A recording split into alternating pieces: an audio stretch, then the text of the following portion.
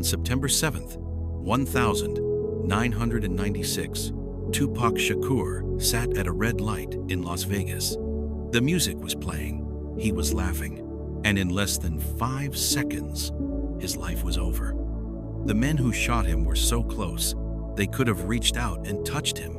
Yet nearly 30 years later, no one has been officially held responsible. But what if Tupac wasn't killed by enemies? What if the danger wasn't coming from across the street, but from inside the circle? Tonight, we're reopening the night that ended a legend and the truth that was never meant to be uncovered. In the days leading up to the 7th of September, 1996, Tupac had been riding high. Fresh off the success of All Eyes on Me, the West Coast rap sensation was headlining arenas and stirring controversy. Yet among his entourage simmered a dangerous mix of rivalries and street grudges. Tupac had survived a near-fatal shooting in New York 2 years earlier, but in Las Vegas, he was caught in the crosshairs of a much larger feud. In the MGM Grand lobby that night, Tupac crossed paths with Orlando Anderson, a South Side Compton Crip with a score to settle. Anderson had allegedly snatched a Death Row Records chain from a member of Tupac's crew. Furious, Tupac confronted him. According to an insider, Tupac later punched Anderson in the face over the stolen medallion. It was simple retaliation. An LAPD source would later tell People magazine of the ensuing violence. "You mess with one of ours, we will mess with one of yours." If Orlando had never been jumped in the hotel, they never would have killed Tupac that night. Such words now hang heavy in the balmy air as Tupac and his entourage spill out of the Luxor casino into the night. By 11 p.m., Tupac climbed into a black BMW sedan, driven by his business partner and record label boss, Marion Suge Knight. The plan was to escape the flashing lights and head to a late-night after-party. Minutes later, Vegas police officers on patrol spotted the BMW moving with no license plate and blaring music. A patrolman flashed his lights, and Suge pulled over on Koval Lane. 9:10 p.m. The BMW is stopped for loud music and no plate. The officer finds license tags in the trunk and lets them go. They were barely free when disaster struck. At approximately 11:15 p.m., at the corner of East Flamingo Road and Las Vegas Boulevard, in the heart of the Strip, the storm broke. A white Cadillac pulled up at the red light next to Tupac's car. Witnesses later recalled the thundering rat-tat of gunfire slicing through the night. In an instant, Tupac Shakur was struck. He was shot 4 times, one Las Vegas police report noted. 2 bullets tore through his chest, a third smashed into his right arm, and a fourth lodged in his right thigh. Knight was also injured. A bullet fragment gashed his scalp, but Tupac took the brunt of the barrage. One .40 caliber Glock round tore into his right lung, causing massive internal bleeding. The BMW was riddled with holes. In the split second between life and death, Tupac's body slumped against the window, never saw the face of the gunman. Only the echo of the shots remained. Sirens wailed nearly immediately. Under a yellow traffic light, Suge Knight staggered with the wounded rapper a few hundred feet down the strip. Bleeding badly and behind the wheel, Knight painfully maneuvered the wounded men across 1 mile of desert asphalt. By 11:22 p.m., with the BMW limping on a flat tire, Knight pulled over at the intersection of Harmon Avenue and Las Vegas Boulevard. There, awaiting the carnage, police and paramedics took charge. Former Bike Patrol officer Chris Carroll, first on scene, would later recall his frantic attempt to keep Tupac alive on that sidewalk. As Carroll knelt by him, Tupac's eyelids fluttered in shock. Deputies asked who had shot him. Tupac's last conscious words to them were simply, "F you." Then he slipped into unconsciousness. A stretcher rushed him away. As the ambulance roared toward University Medical Center, Tupac Shakur, the man who had rapped of living as an outlaw, lay limp on a gurney, life fading behind him under flashing lights. At the hospital, every effort was made to save Tupac's life. Surgeons in the trauma unit fought a desperate battle. They removed his shattered right lung and battled relentless internal hemorrhage. He was placed on a respirator and kept in a drug-induced coma. Family and friends gathered in shock outside UMC. His mother, Afeni, who had once declared on national TV, "I forgive you if you were one of Tupac's assassins," now watched machines sustain her son. In a dramatic turn, as Knight later claimed, Tupac at one point asked his mother to let him go, fearing the indignity of waking paralyzed. Afeni reportedly pressed a button to lower his breathing tube, only for medical staff to revive him again. 6 days after the shooting, on Friday, the 13th of September, 1996, Tupac Shakur died. He was 25 years old. The official cause of death? Respiratory failure and cardiopulmonary arrest associated with multiple gunshot wounds. At 4:03 p.m., under sterile fluorescent lights, one of rap's brightest stars was pronounced dead. The news burst over the world like a shockwave. America learned that Tupac's vision of invincibility, of thug life, immortality, had brutally ended in a Las Vegas street. In the early hours after the ambush, Las Vegas Metropolitan Police declared that the assailants had fled and the case was open. But from day one, progress was thin. LVMPD Sergeant Kevin Manning summarized the despair. "This murder may never be solved," he admitted in the months that followed. Key suspects. The only immediately obvious suspect was Orlando Anderson, the man who had sparred with Tupac just before the killing. Anderson was arrested in a gang raid days later and even jailed on an unrelated gang warrant, but Las Vegas police questioned him for only about 20 minutes. According to Los Angeles Times, after Anderson claimed he had been elsewhere at the time, he was released without charge. Anderson himself swore he had no gun that night. In short order, Anderson was killed in a separate gang shooting in LA, February 1998, and would never stand trial. With the prime suspect dead and other initial leads evaporating, investigators combed through scant evidence. Forensics had recovered bullet casings, but no clear DNA or fingerprints. The getaway Cadillac had vanished without a trace, its tags never identified. It was a vanishing act worthy of fiction. The shooters disappeared into the desert night. Lead investigators, frustrated by the silence of witnesses, nevertheless kept digging. Interviews of Tupac's entourage yielded nothing decisive. Even Suge Knight, who had a bullet graze his skull, was unhelpful. In the hospital, he whispered, "I heard something, but I saw nothing." When asked, he claimed ignorance, despite sitting inches from the gunfire. Tupac's entourage man on foot, Machiavelli bodyguard Frank Alexander, later admitted no one cooperated with police out of street code.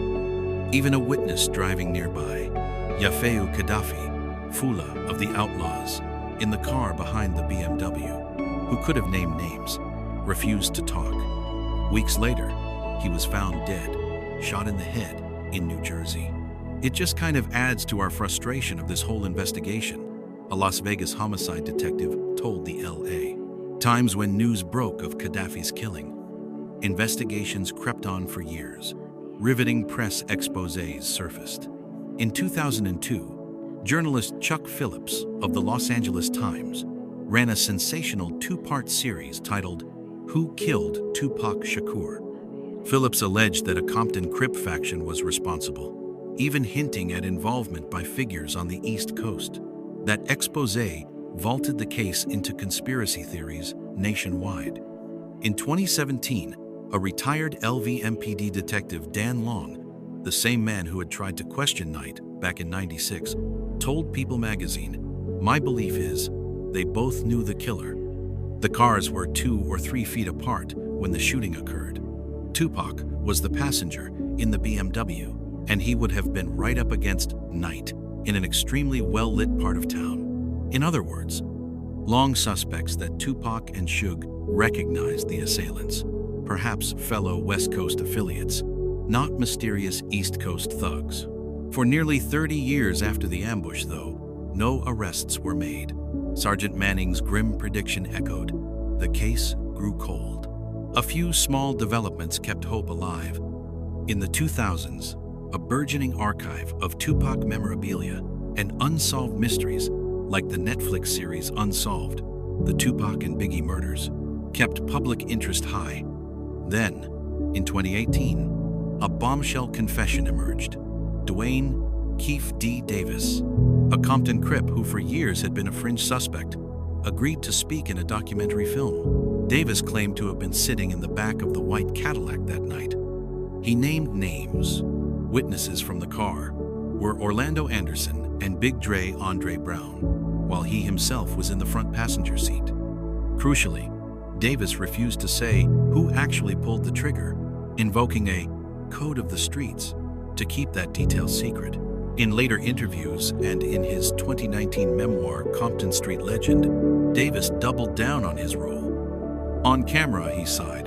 For us, Vegas was another day at the office. He essentially told the story. A plan to ambush Tupac had been hatched by gang cronies that night, and he was there. Those revelations eventually cracked the case open. In 2023, Las Vegas police obtained search warrants for Davis's home. On September 17, officers descended on his Henderson house, seizing documents and electronic files.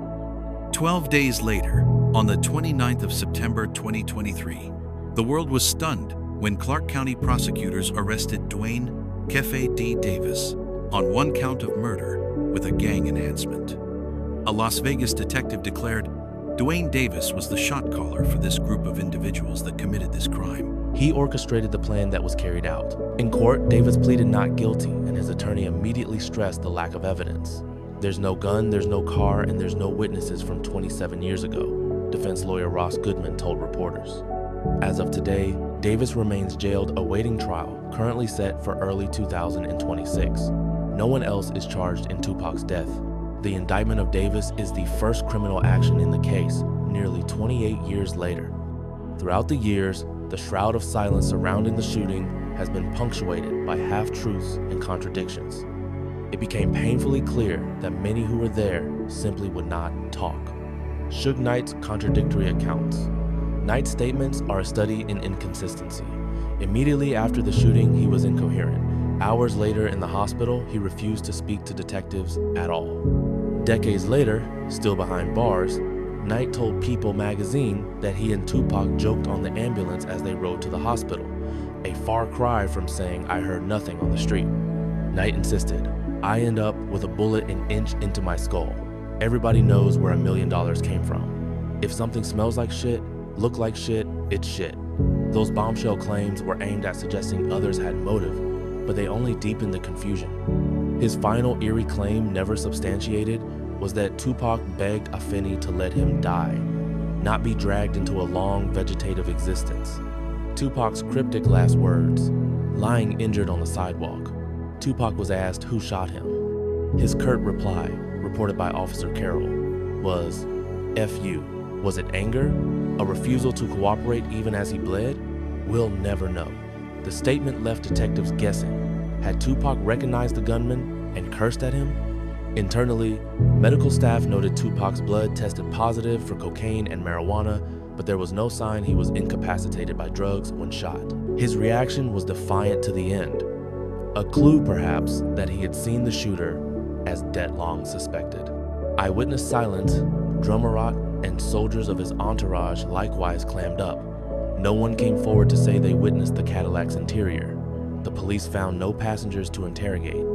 Asked why Tupac's bodyguards cooperated so little, an LVMPD spokesman once choked up, "No leads, no cooperation." The same film crew that caught Davis's confession got a rehearsed release from Knight's side.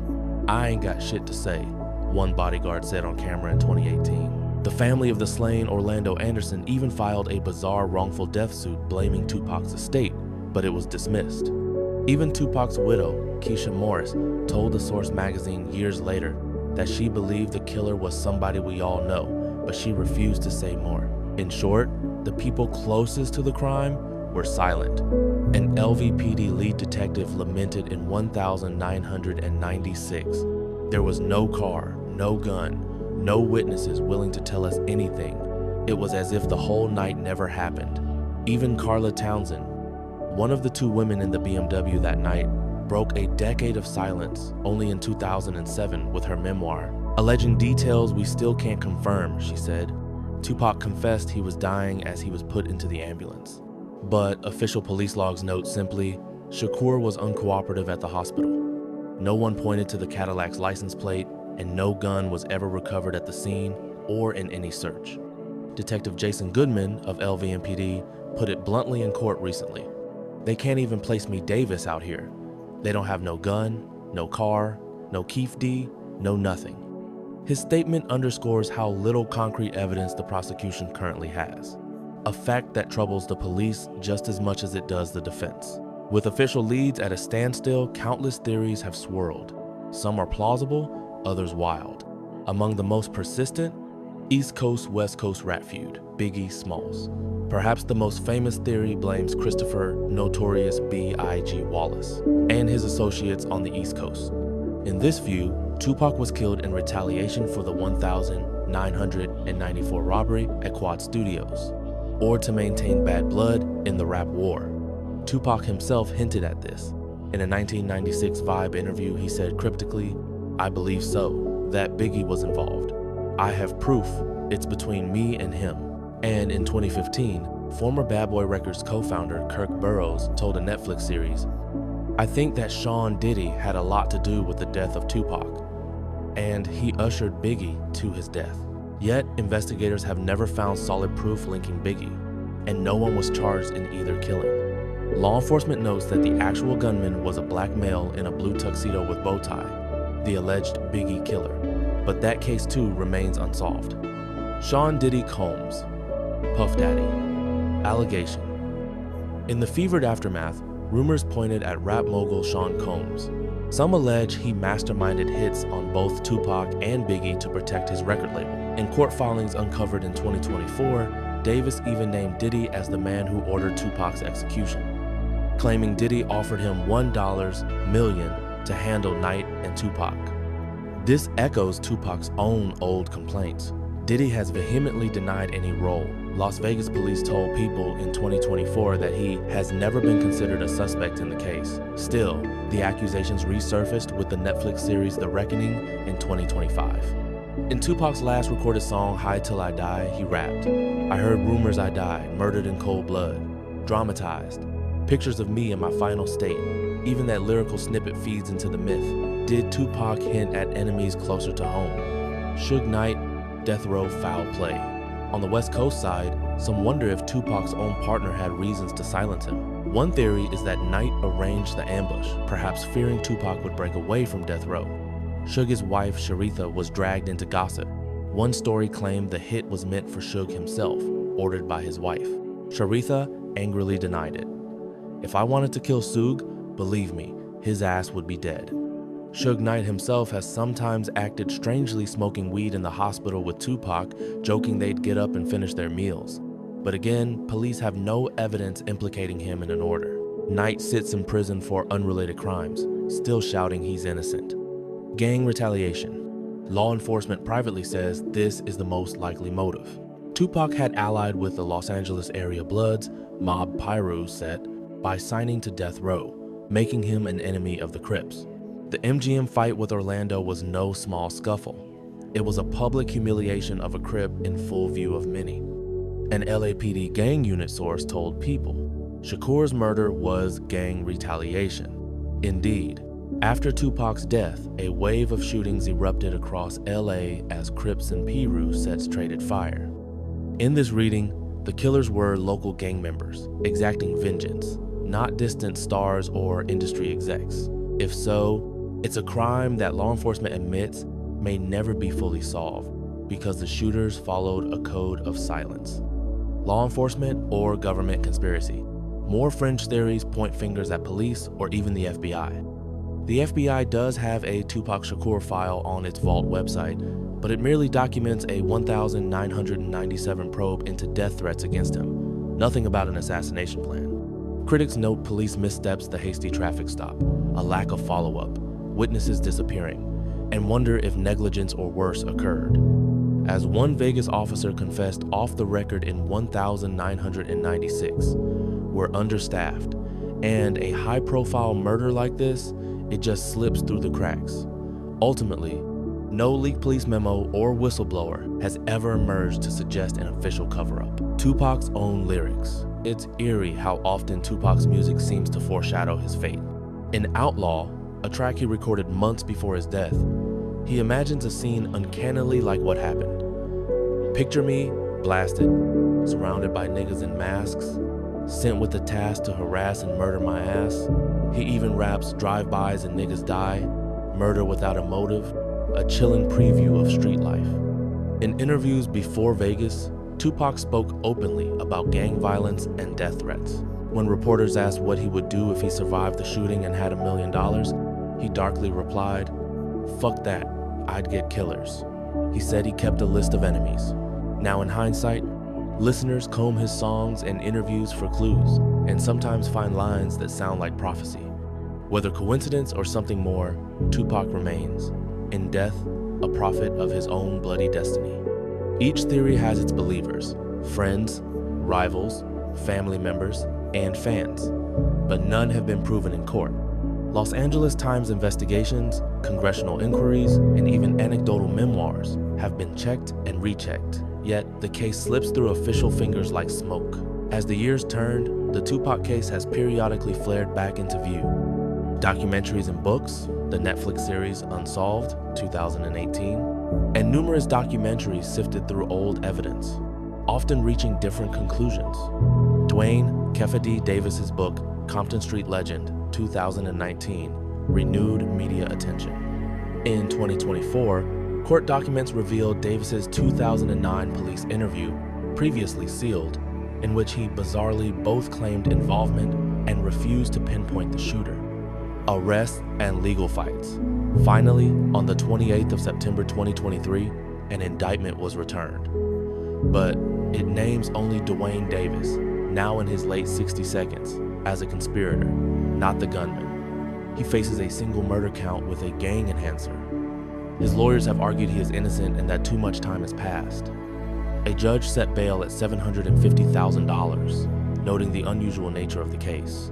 Davis sits in detention, awaiting a delayed trial, now scheduled for early 2026. Meanwhile, prosecutors face the daunting task of proving the plot all those years later. Without a body to bury, no murder weapon, no positive ID of the gunman, and virtually no living witnesses willing to testify. Despite the arrest, many questions remain unanswered. Who fired the gun? Davis refused to say in 2018. He hasn't been charged with the shooting itself, only the conspiracy. The actual shooter or shooters still legally walk free. Why weren't we told more? The released search warrants show investigators quietly collected decades-old magazines and computer files in 2023, but most of what they seized remains secret evidence. Law enforcement has said little publicly about the contents or any new findings. What about Orlando Anderson? Some suspect he was scapegoated or framed by press leaks. He was never charged. He died as an unprosecuted suspect. If he was innocent, then who really ordered the hit? Where are the weapons? No gun has ever been linked to the case. Experts note that 40 S and W casings were recovered, but no firearm was ever found. Without a weapon, ballistic proofs are impossible. Affairs of men and memory. Tupac's own family and friends continue to mourn and to wonder. His mother, Afeni, kept silent for years, then started trusting producers like Suga's wife, Sharitha, to preserve Tupac's image. She passed away in 2016, still never fully satisfied with any official answer. Afeni once said publicly that she believed the killers were somebody we all know. A cryptic but haunting comment. Conspiracies versus reality. In the court of public opinion, theories run wild. Internet sleuths pore over Tupac's lyrics and interviews, dissect timelines, and swap snippets of rumor. One popular meme claims Tupac is alive somewhere, a notion derived from a rapper's album alias Machiavelli, and the fact that he was given respiration drugs near death. But there's no evidence for that. Doctors and medical records leave no doubt he died in 1996. What can be said for certain? The facts meticulously gathered by investigators are sparse. On the 7th of September 1996, at 11:15 p.m., a shooting occurred at a Las Vegas stoplight, leaving Tupac mortally wounded. 6 days later, He was dead of respiratory failure from gunshot injuries. A man named Dwayne Davis says he was part of it. He's now charged. No one else is. Every name whispered, Biggie, Diddy, Suge, Orlando, one-time bodyguards, is now cold lead. 30 years on, Tupac Shakur's murder remains infamous and unsolved. The social and cultural ripples of that night are as sharp as ever. Music historians still debate its meaning, fans still light candles at makeshift memorials, and each new interview or book about Tupac inevitably circles back to the question, who killed Tupac Shakur? Police maintain the gang retaliation theory as the most credible. Some detectives believe we will never get a clearer answer than Crips did it, possibly with a gang leader giving the nod in the background. Others argue that an independent killer might yet be identified. Yet, with time eroding memories and evidence, it is entirely possible we will never know for sure. One thing is certain, Tupac's death, like his life, lives on as a legend. The lyrics he left behind now resonate with a sharp irony and sorrow. As one Rolling Stone writer noted, every rapper who grew up in the 90 seconds owes something to Tupac. Still, they all also carry the uncertainty. Did he see his killer's face? Did he really survive just another day, as he once bragged? In the end, the stage is empty now, save for the echoes of Tupac's voice. He once rapped, "I never die, thug niggas multiply," a defiant promise that he'd live forever in art and spirit. And so he has. But as the lights flicker and fade on this tragic Vegas street, we are left with only questions. The case file is closed in one sense, yet the mystery stays open. Untold, it seems, is the last story of Tupac Shakur. For us, Vegas was another day at the office, Keefe D said. But for Tupac, it was the end. And after all this time, the truth is still to come.